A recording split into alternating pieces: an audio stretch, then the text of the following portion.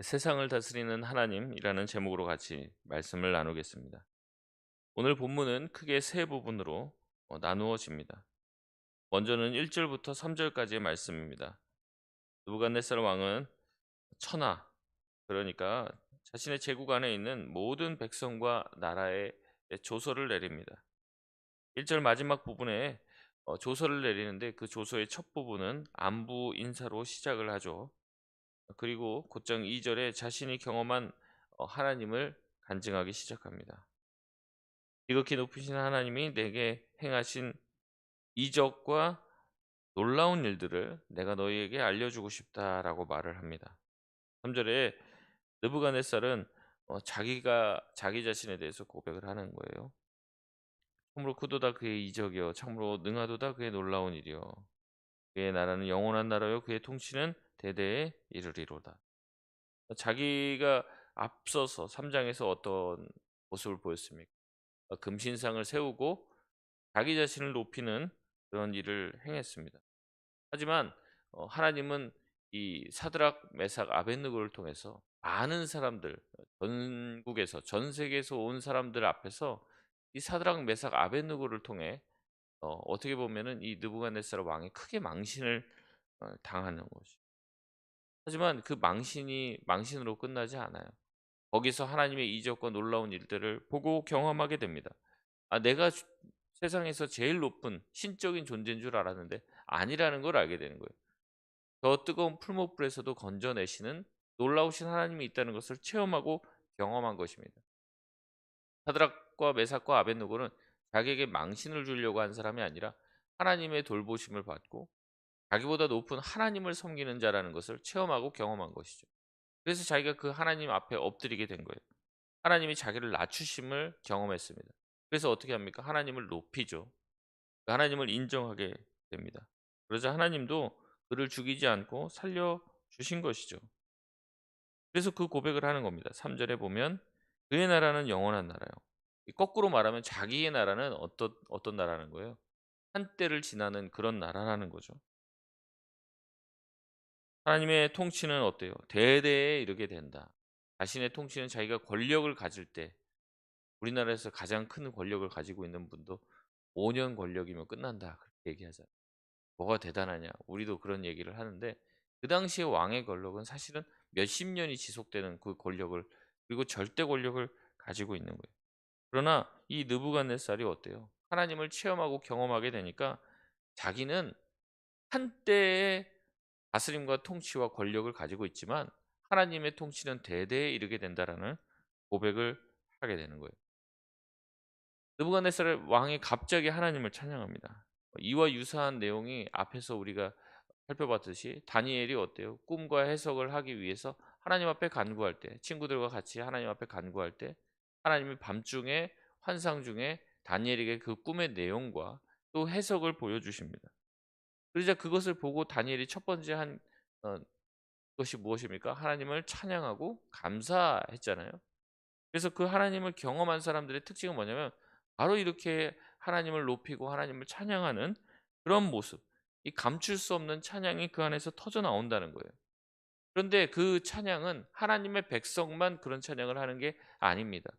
이방인들 또한 하나님을 경험하게 되면은 이렇게 찬양할 수밖에 없게 된다는 거예요.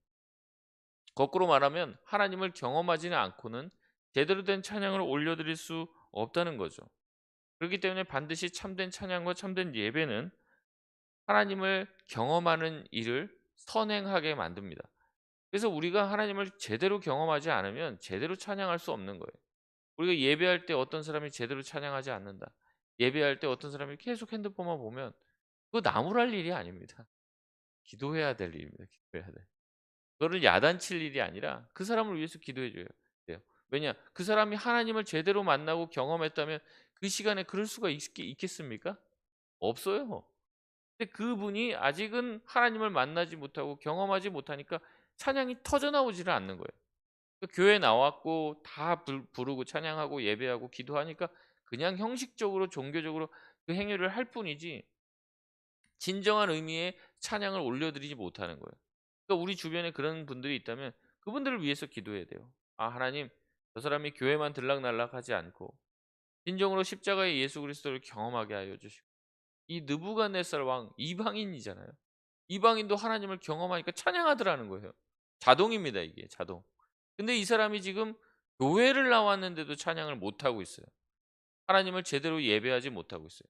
무슨 말입니까? 아직 교회는 나왔지만 하나님을 경험하지 못한 거예요. 예수 그리스도의 십자가를 경험하지 못한 거예요. 그러니까 예배할 수 없는 거죠. 찬양할 수가 없는 거예요. 그러니까 그것이 우리의 기도의 제목이 되어야 되지 않겠습니까? "왜 찬양하지 않냐? 왜 예배하지 않냐? 넌 예배 태도가 왜 그렇게 밖에 되지 않냐?" 그런 얘기할 필요가 없습니다. 하나님을 경험하기만 하면 누구든지 하나님의 위대하심을 경험하면 누구든지 하나님을 높일 수밖에 없어요. 하나님을 경험해 보십시오. 하나님이 얼마나 위대하신지 알고 있고 느끼고 깨닫게 되기 때문에 내가 죄인이라는 것을 누가 알려주지 않아도 아는 거예요. 알려주지 않아도. 하나님의 위대하심과 광대하심을 경험하면 우리 인간이 얼마나 작은 존재인지를 깨닫고 스스로 겸손해지는 거죠. 느부갓네살 왕 보고 누가 지금 "너 겸손하다. 아니 교만하다." 그렇게 야단을 쳤냐는 거예요. 아무도 야단친 적 없습니다. "너 죄인이다." 말한 적 없습니다. 하나님의 위대하심이 드러나니까 어때요? 자동입니다. 자동으로 겸손해지고 자동으로 주님을 높이는 거예요. 두 번째 부분은 4 절에서 8 절까지의 말씀입니다. 느부갓네살은 평안한 가운데서 꿈을 꾸게 됩니다. 5 절을 보니까 이 꿈을 꾸고 난 다음에 평안할 때 꿈을 꿨는데 이 꿈 때문에 두려워하는 마음이 들었다는 거예요. 곧 내 침상에서 생각하는 것과 머릿속으로 받은 환상으로 말미암아 도저히 잠을 잘 수 없는 뭔가 뒤숭숭한 꿈을 꿨다고 하잖아요. 그래서 번민하게 되었습니다. 느부갓네살 왕은 6 절에 명령을 내려 바벨론의 모든 지혜자들을 불러들입니다. 그리고 그의 꿈의 해석을 내게 알게 하라 명령을 하죠. 2 장에서도 비슷한 장면이 나왔습니다. 꿈을 묻고 꿈의 해석을 요구했죠. 그런데 지금 이 4 장에서의 내용과는 사뭇 다릅니다. 2 장에서의 내용을 보면 어떻습니까? 왕이 꿈을 꾼 다음에 해석을 알고 싶어서 사람들을 불러 모아 놓고선 해석을 물어보지 않았습니다. 뭘 물어봤어요? "내가 무슨 꿈 꿨는지부터 맞춰 봐라." 이런 얘기를 하잖아요. 그래서 아주 당황합니다. 그때 3 번이나 이 박수와 술객들, 지혜자들, 이 갈대아인들이 뭐라고 얘기했습니까? 꿈을 알려주면 뭐 한다는 거예요? 해석을 알려주겠다는 거죠. 그러니까 꿈을 알려달라. 그러니까 꿈도 못 맞추면서 해석을 어떻게 맞추냐? 꿈부터 맞춰라. 이렇게 얘기하잖아요. 근데 여기서는 장면이 좀 다릅니다. 어떻게 해요? 7 절에 보니까 "내가 그 꿈을 그들에게 말하였으나 그들이 그 해석을 내게 알려주지 못했다." 그렇게 얘기합니다. 그러니까 여기서 꿈을 어떻게 해요? 다 알려줍니다. 꿈의 내용을 설명을 해 줘요. 하지만 그 꿈의 내용을 듣고도 이 지혜자들은 꿈을 해석하지 못합니다. 2 장에서 지혜자들은 꿈을 알려주면 해석해 주겠다고 얘기하죠. 어떤 꿈인지만 알면은 해석은 문제가 아니라는 겁니다. 그러나 지금은 꿈을 알려줘도 해석을 해내지 못합니다. 여러분 세상의 지혜자들이 이래요. 굉장히 대단한 것 같지만 시간이 가면 갈수록 그들의 지혜는 사그라지고 없어지고 예전만 못하다는 겁니다. 점점 더 하나님의 그 권능 앞에 그 능력을 상실해 가는 것처럼 보여요. 하지만 그들이 다 실패할 때 누가 등장하게 됩니까? 8 절에 그 후에 해석을 못 해요. 그 후에 다니엘이 내 앞에 들어왔으니 다니엘이 무엇인가 해결을 해줄 것처럼 영웅처럼 등장을 하죠. 4장 8 절입니다. 우리 같이 한번 읽어 보겠습니다. 시작. 그 후에 다니엘이 내 앞에 들어왔으니 그는 내 신의 이름을 따라 벨드사살이라 이름한 자요 그 안에는 거룩한 신들의 영이 있는 자라. 내가 그에게 꿈을 말하여 이르되 아멘. 다니엘은 바벨론의 지혜자들이 실패한 일을 해낼 것이라는 기대감을 왕에게 주죠. 다니엘은 자신의 지혜로 꿈을 풀지 않기 때문에 그렇습니다. 배워서 푸는 게 아니에요. 뭔가 익혀서 기술을 익혀서 푸는 게 아닙니다. 하나님의 영에 감동되어 말하기 때문에 하늘에서 받은 계시를 말하기 때문에 다니엘의 해석은 권위가 있습니다. 다니엘의 해석은 진실하고 다니엘의 해석은 하늘의 해석이 되는 것이죠. 그렇기 때문에 왕 또한 그 다니엘의 해석에 고개 숙일 수밖에 없는 것입니다. 우리도 이래야 돼요. 우리가 가지고 있는 생각과 경험을 얘기하는 게 아니라 우리가 누군가를 만나서 얘기할 때 여러분 '뭐라고 얘기해야 될까?'라는 생각이 들 때가 있습니다 가끔. 이 사람이 고민도 얘기해 주고 나에게 이런저런 얘기를 하는데 내 안에 어떤 말을 막 하고 싶을 때도 있고 어떤 말을 해야 될지 모르는 그런 어떤 순간이 찾아오는데 여러분 그때 기도하시길 바랍니다. 그건 기도하세요. 하나님 내 입술에 말할 말들을 넣어 주십시오. 여러분 그렇게 기도하고 이야기를 하다 보면요. 내가 생각지도 못한 말이 나올 때가 있어요. 그리고 그 말이 참 그 사람에게 은혜가 될 때가 있어요. 그 사람을 회복시키는 말이 나올 때가 있더란 말이죠. 그래서 지나고 나면 '내가 무슨 말을 했지?' 아우 나도 되게 놀라운 거예요. '아 내가 어떻게 이런 말을 할 수 있지?'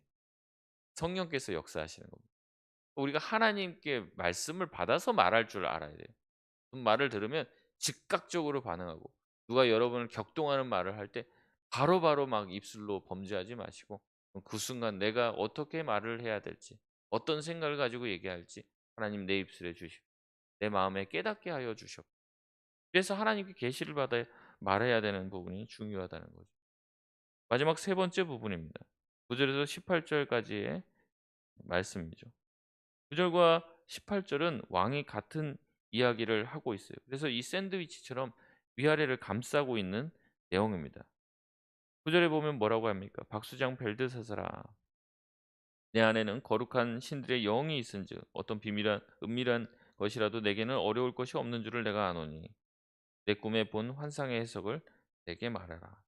8 절도 비슷한 내용입니다. "너 벨드사사라 그 해석을 밝히 말하라." 쭉 가 보면요. "오직 너는 능히 하리니 이는 거룩한 신들의 영이 내 안에" 오직 이 다니엘만이 이 해석, 이 꿈의 내용을 바르게 해석할 수 있어요. 왜 그렇습니까? 그 안에 성령께서 그와 함께 하시다는 것. 하나님이 그와 함께 하시다는 것. 그의 지혜는 보통 세상의 지혜가 아니라 하늘로부터 받은 지혜를 가지고 있다는 것을 이 느부갓네살이 확신하는 거예요. 앞서서 느부갓네살이 하나님을 찬양합니다. 그리고 여기서도 다니엘을 인정을 해요. 예, 하나님이 함께하는 사람이라고 인정을 해요. 근데 느부갓네살이 하나님을 믿는 사람입니까? 믿지는 않아요. 하나님을 믿지는 않아요. 자기가 믿는 신은 자기가 믿는 신이고 이 얘기하잖아요. 벨드사사라. 벨드사살이 뭐라는 거예요? 내가 너에게 그 이름 붙인 그 이름이라는 거죠. 8 절에 보면 그 말이 나오죠. 내 신의 이름을 따라. 자기의 신은 여전히 그 바벨론 이 신인 마르둑이에요. 그렇지만 이제 그 다니엘이 섬기고 있는 하나님도 인정하는 거죠. 그 최소한 우리가 하나님의 말씀대로 살면은 그 사람을 하나님을 믿는 사람으로 변화는 못 시켜도 그 사람들이 인정하게 됩니다. '아 저 사람은 하나님과 함께하는 사람, 신실한 사람이야. 저 사람은 하나님을 제대로 섬기는 사람이야.' 이런 평가를 듣게 되는 것이죠. 이 왕은 다니엘이 이 환상에 대한 해석을 바르게 할 것이라는 기대를 갖고 있습니다. 이 기대를 믿어 의심치 않은 거예요. 여러분 다니엘은 다시 말씀드리지만 포로입니다. 게다가 이방인이에요. 바벨론 출신이 아닙니다. 하지만 바벨론 출신의 어떠한 지혜자보다도 이 왕은 다니엘을 신뢰할 수밖에 없습니다. 왜냐하면 다니엘이 하는 모든 말들이 세상의 어떤 사람보다 지혜로운 말, 그 지혜의 근원이 바로 하나님으로부터 나온 내용이기 때문에 그렇다는 것이죠. 여러분 우리의 삶도 우리의 인생도 우리가 하는 직장 생활에서의 모든 일들 또 세상에서 모든 일들이 이래야 합니다. 우리가 세상에서 살면서요. 우리에게 세상이 무슨 일들을 맡겨주죠. 직장에 가도 맡겨주고 어떤 직위로 세워줄 때도 있습니다. 그럴 때 우리 안에 있는 하나님의 탁월함이 나의 헌신과 일을 통해 내가 맡은 그 일을 통해 드러나야 하는 거예요. 여러분 우리는 세상 사람들과 같이 뭔가를 하면요. 우리는 다를 수밖에 없습니다. 우리가 하는 헌신과 이것은 세상 사람보다 탁월할 수밖에 없어요. 저는 그렇게 생각합니다. 왜냐하면 세상 사람들은 자기가 가지고 있는 힘과 재능과 능력으로만 그 일을 하겠지만 우리는 우리가 가지고 있는 힘에 더하여 하나님이 주시는 힘과 능력과 지혜가 있기 때문에 그 사람들과 똑같이 경쟁하면 우리는 더 잘할 수밖에 없는 거예요. 그렇기 때문에 세상 사람들과 다른 하나님의 지혜와 힘과 능력의 탁월함이 우리가 하는 그 일을 통해서 드러날 수밖에 없다는 것이죠. 여러분, 제가 드리는 말씀은 하나님을 믿으면 세상에 나가서 무조건 1등 한다라는 이야기를 드리는 것이 아닙니다. 말씀드리는 것은 우리가 하는 모든 것에 하나님이 주시는 힘으로 하는 것 같은, 하나님의 영광이 드러나야 되는 섬김을 해야 한다는 거죠. 여러분, 사도 베드로는 자신이 쓴 편지에 이렇게 말합니다. 베드로전서 4장 11절에 보면요, 이렇게 말씀해요. 만일 누가 말하려면 하나님의 말씀을 하는 것 같이 하고, 누가 봉사하려면 하나님이 공급하시는 힘으로 하는 것 같이 하라. 이는 범사의 예수 그리스도로 말미암아 하나님이 영광을 받으시게 하려 함이니 그에게 영광과 권능이 세세에 무궁하도록 있느니라. 아멘. 그럼 세상 나가 보세요. 어떤 일을 해야 되면 사람들은 영광 받는 자리로만 가려고. 근데 우리는 그렇지 않잖아요. 우리는 어떻게 하려고 그래요? 남들이 기피하는 것, 남들이 좀 안 하려고 하는 것, 그걸 내가 그래도 먼저 나가서 하려고 하고, 내가 먼저 섬기려고 하는 이런 이제 좀 그런 습성이 있잖아요. 그리스도인들에게. 그렇게 하니까 세상 사람들이 길게 보면 참 저 사람이 없으면 우리 이 회사에 우리 이 단체에 이 사람이 없으면 안 돼. 저 사람 참 적재적소에서 참 그 일을 정말 성실하게 군말 없이 그렇게 섬기면서 애쓰는 사람이 이런 얘기를 듣게 돼 있다는 거예요. 왜냐하면 우리는 우리의 영광과 우리가 높아지기 위해서 그 일을 하는 것이 아니라 하나님의 영광을 위해서 그 일을 하기 때문에 그런 거죠. 여러분, 가정에서도 그렇지 않습니까? 우리가 어떤 일을 할 때 남들이 기피하는 것, 우리 가족들이 하기 싫어하는 그 일을 그리스도인들은 하게 되어 있다는 거예요. 그래서 우리의 섬김과 우리가 하는 모든 일에 하나님의 영광이 묻어져 나오는 거죠. 그래서 우리가 하는 그 일들로 말미암아 하나님이 영광을 받으시는 거예요. 근데 가서도 그 생각이 없이 내가 하고 싶은 대로 하고 내가 높아지려고 하고 세상 사람들과 경쟁해서 그 사람들을 짓밟고 올라가려고 하면 어때요? 내 헌신과 일과 수고에 하나님의 영광이 드러날 리가 없는 거죠. 내가 모든 것을 하든지 베드로 사도가 말했듯이 누가 말하려거든 하나님의 말씀을 하는 것 같이 말하시길 바랍니다. 여러분이 어떤 봉사를 하시면 하나님이 주시는 힘으로 하는 것 같이 하세요. 그랬을 때 그리스도 예수께서 하나님이 영광을 받으실 겁니다. 느부갓네살 환상은 두 가지로 나눕니다. 첫 번째 환상은 10절에서 12절까지의 내용이에요. 왕은 환상을 통해 큰 나무를 봅니다. 중앙에 거대한 나무가 세상에 세워져 있는데 그 뿌리가 땅 깊이 내려가 있어요. 높이는 하늘까지 닿아 있습니다. 잎사귀는 아름다우고 풍성했어요. 그 그늘에 들짐승들이 모이고 그 가지에는 하늘의 모든 새가 깃들었습니다. 그 열매가 얼마나 크고 달콤한지 모든 생명체들이 그 큰 나무 아래서 힘을 얻고 있습니다. 그거는 이제 그 당시에 위그드라실이라고 해서 세계수라는 그런 개념을 그 당시 사람들을 가지고 있어요. 그래서 전 세계 중심에는 그 생명의 근원이 되는 큰 나무가 있고 그 나무는 생명을 내리는 생명을 주는 그런 나무다라는 그런 사상들이 그 당시에 있었습니다. 그래서 이 환상을 통해서 이 모든 세상, 지금 바벨론이 지배한 이 세상의 핵심이 되는 이 중간에 있는 그 세계수, 그 나무가 바로 이 느부갓네살이라는 것을 이제 표현을 하는 거죠. 상징을 하는 거죠. 지금 느부갓네살의 그 통치를 통해서 이 바벨론이 평안한 거예요. 많은 나라들이 그 밑으로 들어와서 여기서 풍요로운 삶을 누리고 있는 것을 보여주는 거죠. 그러나 이 환상은 곧 다음 환상으로 이어지게 됩니다. 13절에서부터 17절까지의 내용이죠. 갑자기 한 순찰자, 한 거룩한 자가 하늘에서 내려옵니다. 이 순찰자가 하늘에서 내려왔다는 의미는 그 순찰자가 신적인 존재, 하늘로부터 기인한 천상의 존재라는 것을 알려주고 있어요. 그런데 그 순찰자가 14절에 보면 뭐라고 소리 지릅니까? 그 나무를 베고 그 가지를 자르고 그 잎사귀를 떨고 그 열매를 해치고 짐승들을 그 아래서 떠나가게 하고 그들을 그 가지에서 쫓아내라 라고 말합니다. 이 순찰자가 누구에게 명령했는지 확실하지 않아요. 그러나 17절에 보면 순찰자들, 거룩한 자들이 내 말대로 시행했다고 하는 걸 보면 이 순찰자가 한 명이 아니라 복수의 여러 명인 것 같아요. 그래서 이 우두머리 순찰자가 다른 순찰자, 다른 거룩한 자에게 명령했다고 할 수 있죠. 그러면서 어떻게 합니까? 이 나무를 잘라내되 15절에 보면 그 뿌리의 그루터기를 땅에 남겨두라고 이야기합니다. 이 그루터기를 남겨두고 그 뿌리를 완전히 뽑지 말라는 말을 보면 이 나무는 나중에 다시 살아날 가능성이 있는 나무인 것 같아요. 근데 그 나무를 어떻게 합니까? 쇠와 노줄로 동여라. 죄인들을 이렇게 포박할 때 이런 방식을 썼습니다. 다시 말하지만 이 나무로 상징되는 이 느부갓네살이 언젠가는 잡혀서 결박당하게 될 것이라는 것을 말하고 있는 것이죠. 왕의 슬픈 운명을 예견하고 있습니다. 어떻게 됩니까? 왕은 이스라엘에 젖고 풀 가운데 짐승과 함께 살게 될 것이라고 얘기하죠.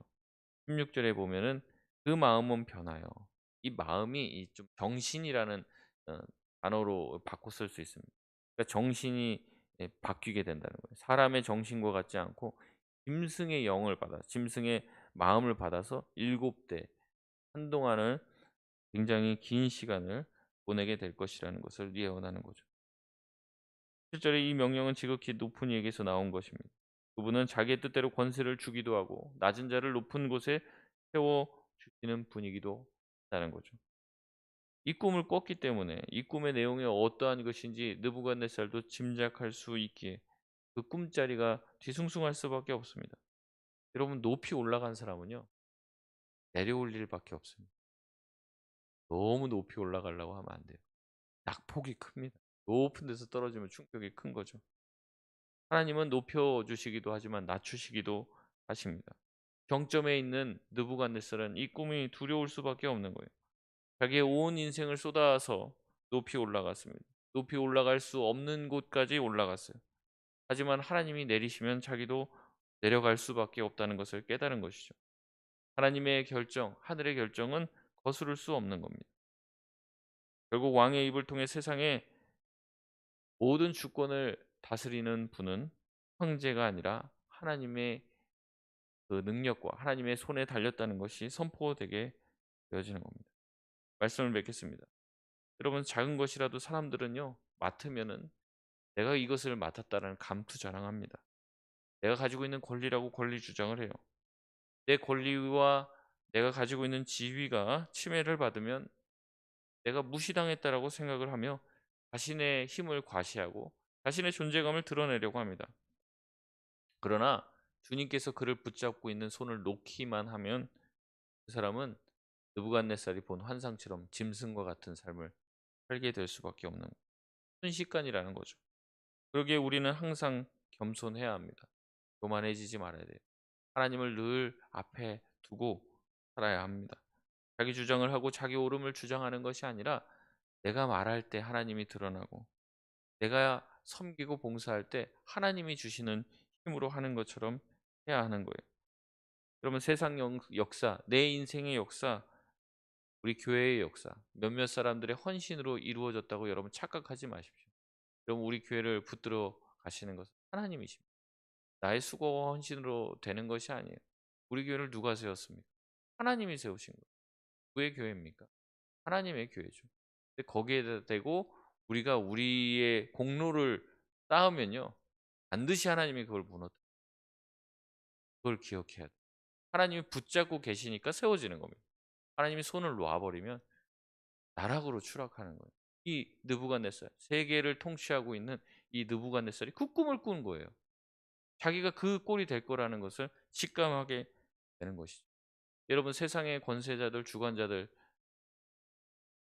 항상 그렇더라고요. 대통령 선거 있거나 그냥 선거 있으면 누가 되면 또 막 좋아하고 누가 되면 또 막 실망하고. 여러분, 그럴 필요 없습니다. 예수 믿는 사람은요, 그 흥망성쇠를 다 알잖아요. 우리나라 누가 됐다고 누가 안 됐다고 뭐 망하고 뭐 어떻게 됩니까? 됩니다. 왜냐하면 우리나라는 하나님이 지키고 다스리고 있기 때문에 그렇습니다. 그러니까 우리는 하나님 믿으니까 괜찮은 거예요. 아니, 조금 누가 되고 누가 돼서 불편할 수는 있죠. 내 의견과 맞지 않는 누군가가 됐기 때문에, 또 내 의견과 맞는 사람이 됐기 때문에 기분 좋을 수도 있고 나쁠 수도 있고 거기까지만 하면 됩니다. 그것 때문에 나라가 망하니 많이 그런 얘기 할 필요도 없어요. 그 하나님을 부정하는 거예요. 지금 보잖아요. 느부갓네살이 있지만 지금 계속 유대인들에게 얘기하는 거예요. 느부갓네살이 앞에 있고 너희들이 지금 다 나라가 다 망했다고 생각하냐? 하나님이 지금 없냐? 그렇지 않다는 거예요. 하나님은 바벨론에서도 역사하신다는 거예요. 바벨론 왕을 주물렀다가 폈다 하는 게 누구라는 거예요? 하나님이라는 거 하나님. 그거를 기억하라는 거죠.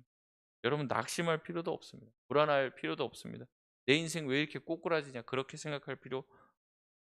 여러분 주님을 신뢰하시길 바랍니다. 주님은 높이시기도 하시고 낮추시기도 하시는 분입니다. 주님을 의지하고 주님을 신뢰하며 세상의 모든 역사 주님의 주권 아래 있다는 것을 의지하고 하실 수 있는 저와 여러분 되시길 바랍니다. 우리 시간